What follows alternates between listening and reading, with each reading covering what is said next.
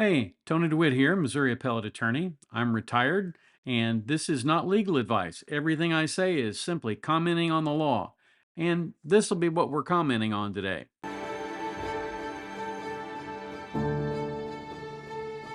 Today, I want to start off with a video from KSHB Television in Kansas City, Missouri.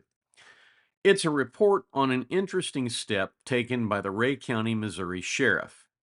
Ray County, in case you're having trouble finding it on a map, is slightly east of Kansas City and slightly north of it.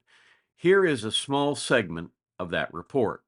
As you can see, it is very dim lighting here inside the Ray County Jail. The sheriff says it's like this every day, and I can even move this wall inside this pod room with my hands. It's for those reasons and more, the new sheriff closed the jail this week. Ray County Sheriff Gary Blackwell took office on January 1st. That same day, he closed the county jail. You can't know about this and let it go. You just can't. You can fix it or do what it takes to counter it, or you can pay lawsuits in the future. It's that easy. So today we're going to discuss jail reform and prison reform. And we're going to do that in the context of prisoner litigation, specifically litigation that challenges the conditions of confinement. First of all, Ray County, Missouri is not alone. Here is a video from an Atlanta station dealing with the Fulton County Jail. On top of the Fulton jail being way overcrowded, there are sections like this one here that they can't use or shouldn't use, and yet they had been used and part of the deplorable conditions. We have been, telling people we need this kind of help. We're in crisis. Labat told me he believes the rank and file were afraid to go over their bosses' heads to let him know how bad things had gotten. He successfully persuaded Atlanta Mayor Dickens to allow him to use the downtown city jail for extra beds. The Fulton County Jail is under court order at this point because it has not cleaned up its jail. So what is the basis for those kinds of lawsuits, the lawsuits that challenge prison conditions? As I've said on here before, when Congress, as opposed to the states, enacts a statute, it has to be tethered to a constitutional provision allowing the feds to legislate in that area. That's important because the federal government is supposed to be a government of limited powers. It is not universally supreme. It is only supreme within the province of the authority given to it by the Constitution of the United States. The Supremacy Clause of the Constitution makes a federal constitutional provision or statute supreme over state laws only if it properly legislates in the federal area. So, for example, if you pass a law dealing with commercial transactions, it's tied to the Commerce Clause, and the federal government has the authority to regulate commerce between the states, and as a result, the Commerce Clause is used very frequently by Congress to essentially allow it to legislate in areas that it probably, if we were taking things legitimately, it would not be allowed to do. But the courts have been very lax in controlling that issue. But in spite of that, everything that happens in a federal statute has to be tied to a power granted to the federal government by the Constitution. Now, prisoner conditions and prison conditions generally, the lawsuits fall under two constitutional amendments. The first is the Eighth Amendment. Now, the Eighth Amendment, in colloquial terms, prohibits cruel and unusual punishment, and it is frequently cited in cases involving prison conditions, asserting that the conditions are inhumane or unsafe. Now, you might be thinking that it's perfectly acceptable to make prison an unpleasant experience. And yes, being confined in a cage 24 hours a day is an unpleasant experience. To a degree, that's allowable. You can make it a little bit unpleasant when prisoners act out. One of the things that prisons do is they change their food. They give them disciplinary food, which is edible and nutritious, but tastes really, really bad. And it tends to reform a prisoner pretty quickly. But when a person is confined of their liberty, they are there as punishment, not for punishment. In other words, it's the deprivation of liberty, being confined, that punishes the crime. It isn't being subjected to beatings or other unconscionable acts by guards or other prisoners. The other constitutional provision at issue usually is the 14th Amendment. The 14th Amendment guarantees due process of law and equal protection under the law. Pretrial detainees, like Donna Adelson, for example, who have not been convicted, typically invoke this amendment, arguing that their treatment while incarcerated and having been convicted of nothing violates their constitutional rights. The legal framework, the federal statute that allows for these prisoner cases to be brought, is 42 United States Code 1983, and it's used to combat overcrowding in prisons, among other different problems. And here's what it says in all its glory. Every person who, under color of any statute, ordinance, regulation, custom, or usage of any state or territory or the District of Columbia, subjects or causes to be subjected any citizen of the United States or other person within the jurisdiction thereof to the deprivation of any rights, privileges, or immunities secured by the Constitution and laws shall be liable to the party injured in an action at law, suit in equity, or other proper proceeding for redress, except that in any action brought against a judicial officer for an act or omission taken in such officer's judicial capacity, injunctive relief shall not be granted unless a declaratory decree was violated or declaratory relief was unavailable. For the purposes of this section, any act of Congress applicable exclusively to the District of Columbia shall be considered to be a statute of the District of Columbia. And of course, they did that to make it applicable in the District of Columbia, even though that's actually a fairly federal domain, really. 42 U.S.C. Section 1983 is also the statute that sovereign citizens use to threaten police officers, usually without any actual knowledge of the case law on the subject or any basis in fact. Now, let's be clear about one thing. Most prisoner lawsuits are really no more than prisoners attempting to get a little revenge on the justice system. I may have mentioned that several years ago I helped a lawyer with a case involving prison conditions in the Missouri prison system. The Missouri prison system is not really a bad system. It actually takes pretty good care of its inmates. But according to the prisoner, he was not able to get a low-fat diet, and as a result, his cholesterol was going up and he was in increased risk of heart attack. So he sued. It was what the judge would later call recreational litigation. And we tried it to a jury, but the result went rather poorly for him. And that was because he had bought so many things from the prison commissary, things like ding-dongs, Twinkies, Slim Jims, and beef jerky. He wasn't exactly the best ambassador for the low-fat lifestyle. In addition to that case, there are legions of cases that are similar to the ones where prisoners complain that because the prison commissary only stocks smooth peanut butter, they can't get crunchy peanut butter to eat while they're snacking in prison. Pardon me while I shed a tear for those dear people who have been so put upon as to not be able to get crunchy peanut butter. The majority of these cases are not cases that really involve horrific prison conditions, but usually it's just essentially somebody complaining because they can. They sit down at a typewriter in the prison, they bang out a complaint, they ask to file it in forma pauperis. So guess what? They don't have to pay the $350 or $400 in terms of costs to get their case on file like anybody else would. They file it as a pauper because they don't make a lot of money in prison.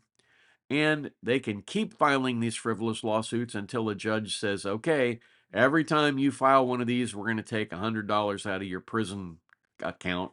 And then usually they stop. As you can see from the videos, though, prison conditions and jail conditions can get very, very bad very, very quickly. And often there is very little political will to do anything about it. In the Ray County case, the Ray County Commission essentially wants to filibuster on the idea of fixing the jail. They're going to discuss it and cuss it and discuss it some more and wring their hands and, oh, woe is me. And at some point, they'll probably get around to building a new jail or fixing the one that they have. In the meantime, the sheriff farms out all of his prisoners to different counties that have jail space, and that's going to cost the county money that they could have better spent fixing the jail if they'd taken it on a few, months earlier. Wouldn't it make sense to spend the money up front building or fixing jails, whichever would be cheaper, rather than spending the time trying to defend lawsuits later on? As the Ray County Sheriff noted, you can spend the money building jail space, or you can spend the money paying off lawyers and lawsuits. The approach of the county commission there lacks merit for many reasons. Most importantly, the fact that a jury is not encumbered by any real measure of damages when trying to remedy prison conditions. So obviously, the smart thing to do is to build better prisons and better jails and maintain them better. But that's not what happens. The costs from court cases are sometimes astronomical. While specific costs are not always publicly disclosed, some notable cases can provide a sense of scale. In Brown versus Plata, a 2011 case, the U.S. Supreme Court upheld a lower court order to California to reduce its prison population to improve conditions, highlighting the potential extensive cost of compliance and ongoing litigation. This essentially required the state to build more prison space or let loose long-term offenders. California prisons were designed to house about 85,000 inmates at the time. And in that case, they were holding about 156,000 inmates. The Supreme Court held that California's prison system violated the inmates' Eighth Amendment rights. It's an interesting case, and if you have time, you should go and read that case because it says a lot about how the prison system works. The court upheld a three-judge panel's order to decrease the population by an estimated 46,000 inmates. They determined that overcrowding was the primary cause of inmates' inadequate medical and mental health care. And as a result, the California Department of Corrections and Rehabilitation, which neither corrects nor rehabilitates most of the people they see, redistributed the inmates and parolees to decrease the overall population. The court found that the cost of building new prisons and caring for inmates in overcrowded prisons were essentially two sides of the same coin.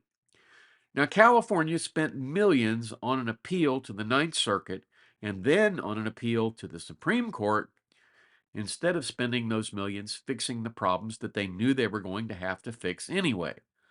And that doesn't even deal with the costs of scores of prisoner lawsuits, because the class action was meant to remedy the prison conditions. They were seeking injunctive relief and declaratory relief.